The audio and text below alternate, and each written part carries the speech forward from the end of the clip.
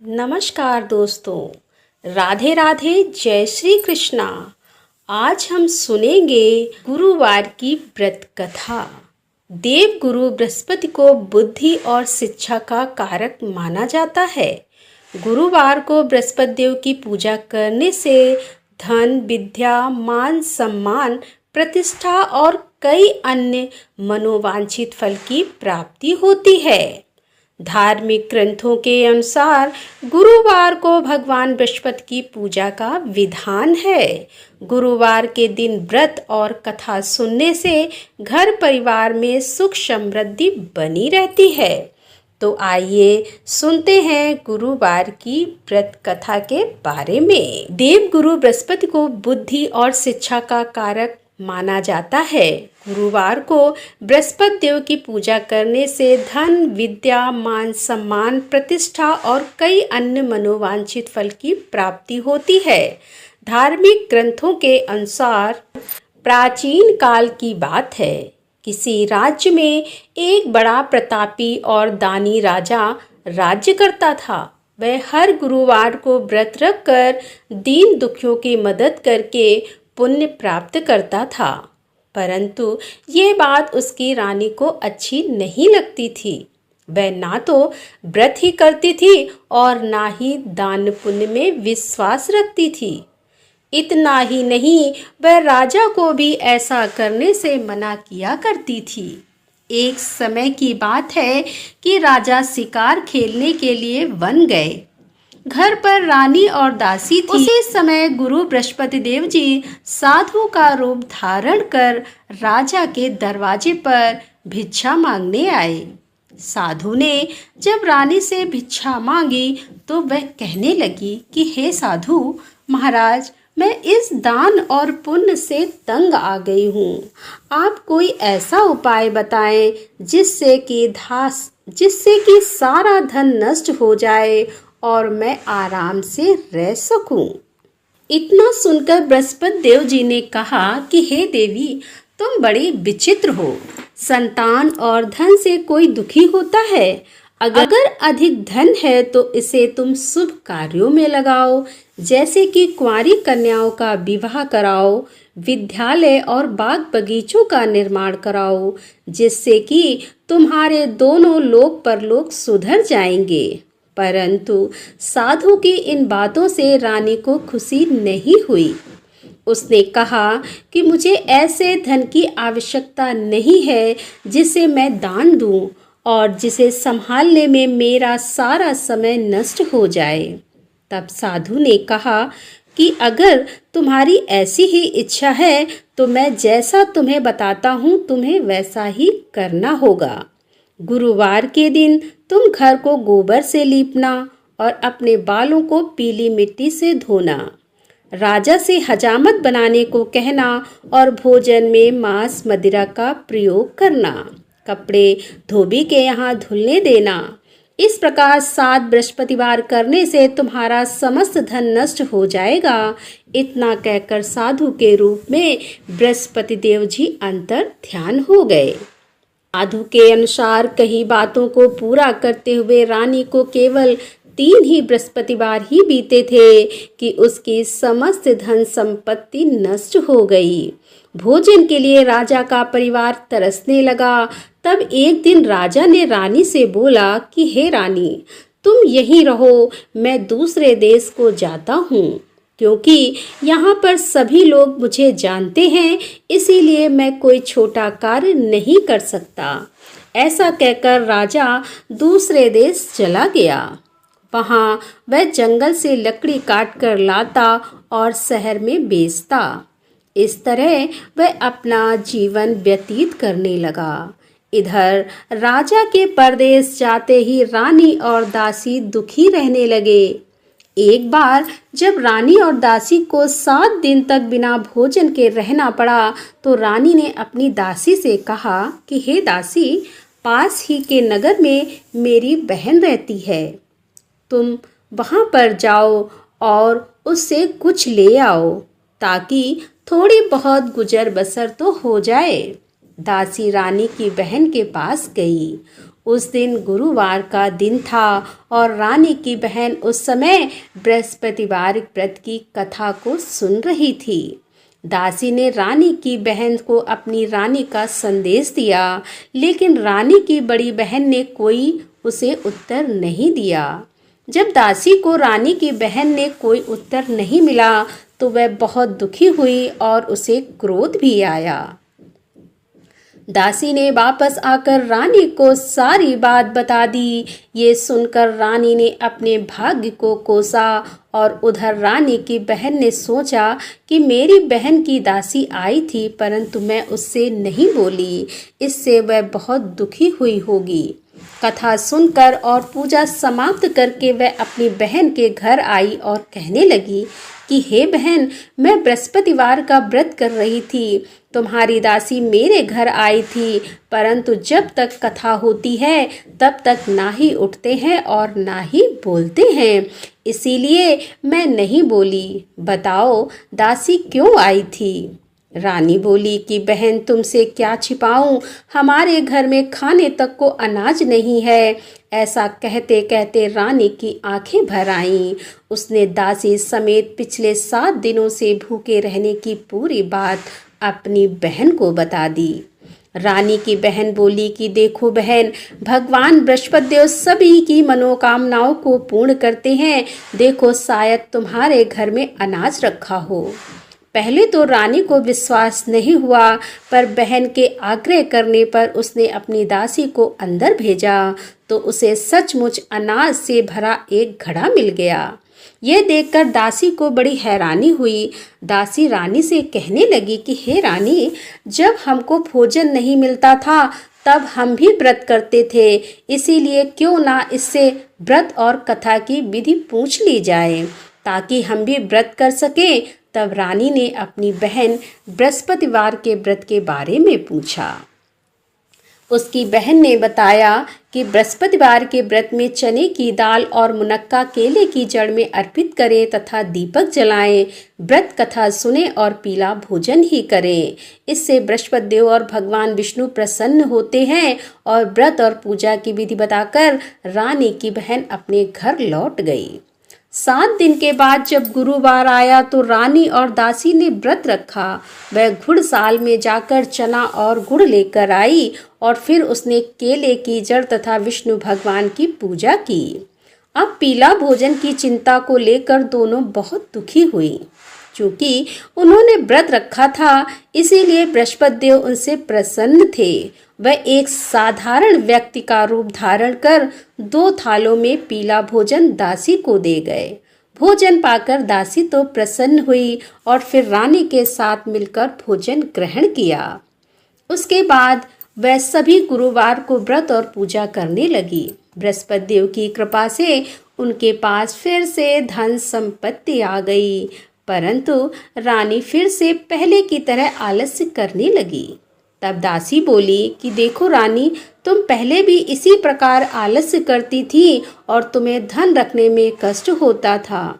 इस कारण सभी धन नष्ट हो गया और अब देव बृहस्पति की कृपा से धन मिला है तो तुम्हें फिर से आलस्य होने लगा है। रानी को समझाते हुए दासी कहती है कि बड़ी मुसीबतों के बाद हमने ये धन पाया है, इसीलिए हमें दान पुण्य करना चाहिए, भूखों को भोजन कराना चाहिए और धन को शुभ कार्यों में खर्च करना चाहिए। इससे तुम्हारे कुल का यश बढ़ेगा, स्वर्ग की प्राप्ति होगी और पितृ प्रसन्न होंगे। दासी की बात मानकर रानी अपना धन शुभ कार्यों में खर्च करने लगी। इससे पूरे नगर में उसका यश बढ़ने लगा। एक दिन राजा दुखी होकर जंगल में एक पेड़ के नीचे आसन जमाकर बैठ गया। वह अपनी दशा को याद करके व्याकुल होने लगा। बृहस्पतिवार का दिन था। एकाएक उसने देखा कि निर्जन वन में एक साधु प्रकट हुए। वह साधु वेश में स्वयं बृहस्पति देव देवता थे। लकड़हारे के सामने आकर बोले कि हे लकड़हारे, इस सुनसान जंगल में तू चिंता मग्न क्यों बैठा है? लकड़हारे ने दोनों हाथ जोड़कर प्रणाम किया और उत्तर दिया कि हे महात्मा, आप सब कुछ जानते हैं, मैं क्या कहूँ। यह कहकर रोने लगा और साधु को अपनी आत्मकथा सुनाई। महात्मा जी ने कहा कि तुम्हारी स्त्री ने बृहस्पति देव के दिन बृहस्पति भगवान का निरादर किया है, जिसके कारण रुष्ट होकर उन्होंने तुम्हारी यह दशा कर दी है। अब तुम चिंता को दूर करके मेरे कहने पर चलो तो तुम्हारे सब कष्ट दूर हो जाएंगे और भगवान पहले से भी अधिक संपत्ति देंगे। तुम बृहस्पति के दिन कथा किया करो। 2 पैसे के चने मुनक्का लाकर उसका प्रसाद बनाओ और शुद्ध जल में लोटे में शक्कर मिलाकर अमृत तैयार करो।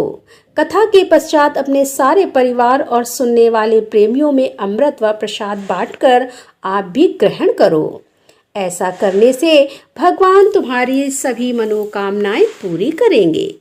साधु के ऐसे वचन सुनकर लकड़हारा बोला कि हे प्रभु, मुझे लकड़ी बेचकर इतना पैसा नहीं मिलता जिससे भोजन के उपरांत कुछ बचा सकूं।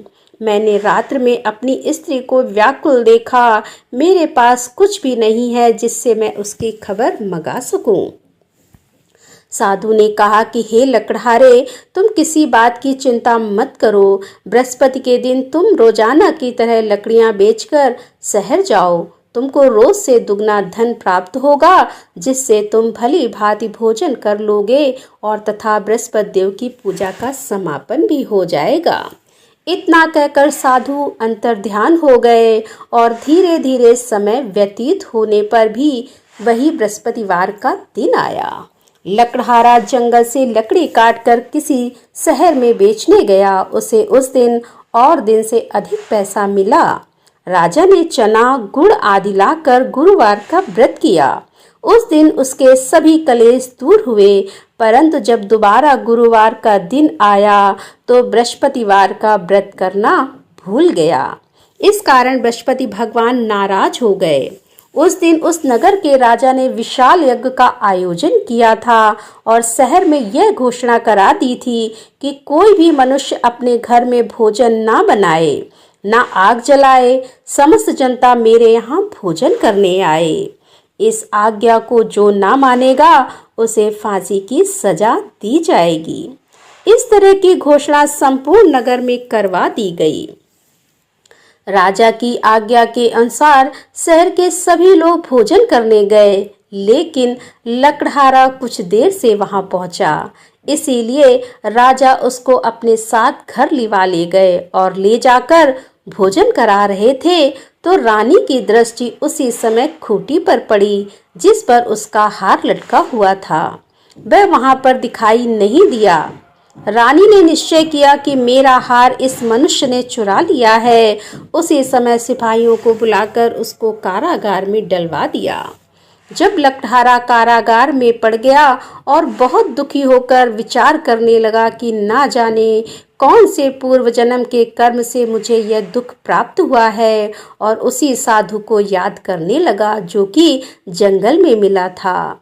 उसी समय तत्काल बृहस्पति देव साधु के रूप में वहां पर प्रकट हुए और उसकी दशा को देखकर कहने लगे कि अरे मूर्ख, तूने बृहस्पति देव की कथा नहीं करी, इसी कारण तुझे दुख प्राप्त हुआ। अब तुम चिंता मत कर। बृहस्पतिवार के दिन कारागार के दरवाजे पर 4 पैसे पड़े मिलेंगे, उनसे तू बृहस्पति देव की पूजा करना और तेरे सभी कष्ट दूर हो जाएंगे। बृहस्पति देव के दिन उसे 4 पैसे मिले और लकड़हारे ने कथा कही। उसी रात्रि को बृहस्पति देव ने उस नगर के राजा को स्वप्न में कहा कि हे राजा, तुमने जिस आदमी को कारागार में बंद कर दिया है वह निर्दोष है, वह राजा है, उसे छोड़ देना। रानी का हार उसी खूंटी पर लटका है। अगर तू ऐसा नहीं करेगा तो मैं तेरे राज्य को नष्ट कर दूंगा। इस तरह रात्रि के स्वप्न को देखकर राजा प्रातः काल उठा और खूंटी पर हार देखकर लकड़हारे को बुलाकर उससे क्षमा मांगी तथा लकड़हारे को योग्य सुंदर वस्त्र आभूषण देकर विदा कर दिया। बृहस्पति देव की आज्ञा के अनुसार लकड़हारा अपने नगर को चल दिया। राजा जब अपने नगर के निकट पहुंचा तो उसे बड़ा आश्चर्य हुआ। नगर में पहले से अधिक बाग, तालाब, कुएं तथा बहुत सी धर्मशालाएं, मंदिर आदि बन गए थे। राजा ने पूछा कि यह किसका बाग और धर्मशाला है। तब नगर के सब लोग कहने लगे, यह सब रानी और बांदी के हैं। जो राजा को आश्चर्य हुआ और उन्हें गुस्सा भी आया। जब रानी ने यह खबर सुनी कि राजा आ रहे हैं, तो उन्होंने बांदी से कहा कि हे दासी, देख राजा हमको कितनी बुरी हालत में छोड़ गए थे। हमारी ऐसी हालत देखकर वह कहीं लौट ना जाएं। इसीलिए तू दरवाजे पर खड़ी हो जा। आज्ञा के अनुसार दासी दरवाजे पर खड़ी हो गई। राजा जब आए तो उन्हें अपने साथ लिवा लाई। तब राजा ने क्रोध करके अपनी रानी से पूछा कि यह धन तुम्हें कैसे प्राप्त हुआ है। तब उन्होंने कहा कि हमें यह सब धन बृहस्पति देव की इस व्रत के प्रभाव से प्राप्त हुआ है। राजा ने निश्चय किया कि 7 रोज बाद तो सभी बृहस्पति देव का पूजन करते हैं, परंतु मैं प्रतिदिन दिन में 3 बार कहानी तथा रोज व्रत किया करूंगा। अब हर समय राजा के दुपट्टे में चने की दाल बंधी रहती तथा दिन में 3 बार कहानी कहता। एक रोज राजा ने विचार किया कि चलो अपनी बहन के यहाँ हो आएं। इस तरह निश्चय कर राजा घोड़े पर सवार हो अपनी बहन के यहाँ को चलने लगा। मार्ग में उसने देखा कि कुछ आदमी एक मुर्दे को लिए जा रहे हैं और उन्हें रोककर राजा कहने लगा कि अरे भाइयों, मेरी बृहस्पति देव की कथा सुन लो। वे बोले, लो हमारा तो आदमी मर गया है और इसको अपनी कथा की पड़ी है। परंतु कुछ आदमी बोले कि अच्छा कहो, हम तुम्हारी कथा भी सुनेंगे। राजा ने दाल निकाली और जब कथा आधी हुई कि मुर्दा हिलने लग गया और जब कथा समाप्त हो गई तो वह राम राम करके मनुष्य उठकर खड़ा हो गया। आगे मार्ग में उसे एक किसान खेत में हल चलाता मिला। राजा ने उसे देख और उससे बोले कि अरे भैया, तुम भी मेरी बृहस्पतिवार की कथा सुन लो। किसान बोला, जब तक मैं तेरी कथा सुनूंगा तब तक 4 हरया जोत लूंगा। जा अपनी कथा किसी और को सुनाना। इस तरह राजा आगे चलने लगा। राजा के हटते ही बैल पछाड़ खाकर गिर गए तथा किसान के पेट में बड़ी जोर का दर्द होने लगा। उस समय उसकी माँ रोटी लेकर आई और उसने जब यह देखा तो अपने पुत्र से सब हाल पूछा और बेटे ने सभी हाल कह दिया। तो बुढ़िया दौड़ी दौड़ी उस घुड़सवार के पास गई और उससे बोली कि मैं तेरी कथा सुनूंगी, तू अपनी कथा मेरे खेत पर चलकर ही कहना। राजा ने बुढ़िया के खेत पर जाकर कथा कही, जिसके सुनते ही वह बैल उठ खड़े हुए तथा किसान के पेट का दर्द भी बंद हो गया। राजा अब अपनी बहन के घर पहुंचा। बहन ने भाई की खूब मेहमानी की। दूसरे रोज प्रातःकाल राजा जगा तो वह देखने लगा कि सब लोग वहां पर भोजन कर रहे हैं। राजा ने अपनी बहन से कहा कि ऐसा कोई मनुष्य है जिसने भोजन नहीं किया हो, मेरी बृहस्पतिवार की कथा सुन ले। बहन बोली कि भैया, यहाँ देश में ऐसा ही है कि पहले यहाँ लोग भोजन करते हैं और बाद में अन्य काम करते हैं। अगर कोई पड़ोस में हो तो देख आऊं। वह ऐसा कहकर देखने चली गई, परंतु उसे कोई ऐसा व्यक्ति नहीं मिला जिसने भोजन ना किया हो। अतः वह एक कुम्हार के घर गई जिसका लड़का बीमार था। उसे मालूम हुआ कि उसने यहाँ 3 रोज से किसी ने भोजन नहीं किया है।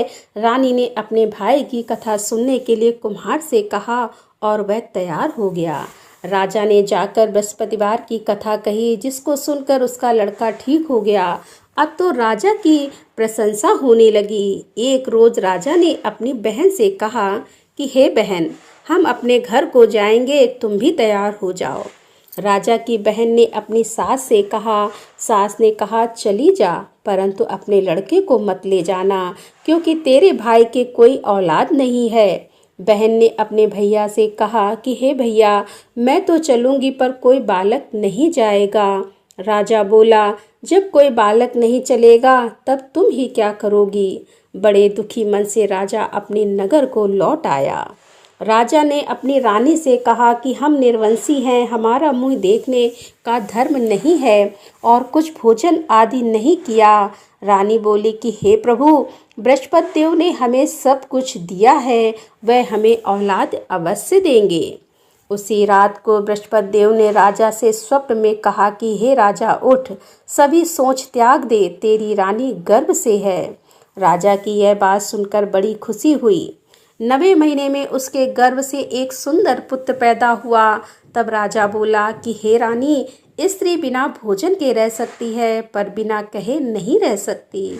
जब मेरी बहन आए तब तुम उससे कुछ मत कहना। रानी ने सुनकर हाँ कर दिया। जब राजा की बहन ने यह शुभ समाचार सुना तो वह बहुत खुश हुई तथा बधाई लेकर अपने भाई के यहाँ आई। तभी रानी ने कहा कि घोड़ा चढ़कर तो नहीं आई, गधा चढ़ी आई। राजा की बहन बोली, भाभी, मैं इस प्रकार ना कहती तो तुम्हें औलाद कैसे मिलती। बृहस्पति देव ऐसे ही हैं, जैसे जिसके मन में कामनाएं हैं सभी को पूर्ण करते हैं, और जो सद्भावना पूर्वक बृहस्पतिवार का व्रत करता है एवं कथा को पढ़ता अथवा सुनता है, दूसरों को सुनाता है, बृहस्पति देव जी उसकी सभी मनोकामनाओं को पूर्ण करते हैं। तो बोलो बृहस्पति भगवान की जय।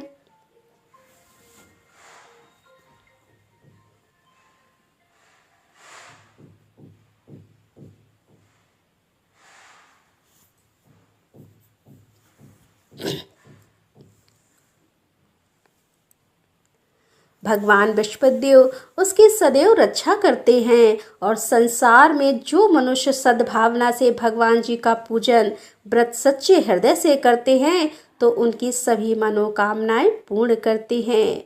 जैसी सच्ची भावना से रानी और राजा ने उनकी कथा का गुणगान किया तो उनकी सभी इच्छाएं बृहस्पति देव जी ने पूर्ण की थी। इसीलिए पूर्ण कथा सुनने के बाद प्रसाद लेकर जाना चाहिए और हृदय से उसका मनन करते हुए जयकारा बोलना चाहिए। तो बोलो बृहस्पति महाराज की जय। तो दोस्तों, कैसी लगी आज की ये कथा? यदि कथा पसंद आई हो तो वीडियो को लाइक करें, दोस्तों के साथ शेयर करें, और हमारे चैनल पर यदि आप पहली बार आ रहे हैं तो कृपया हमारे चैनल को सब्सक्राइब कर लें, जिससे आने वाले नोटिफिकेशन आपको सबसे पहले पहुंच सके। तो दोस्तों, मिलते हैं अगले वीडियो में। तब तक के लिए राधे राधे, जय श्री कृष्णा, हर हर महादेव, जय भोलेनाथ की।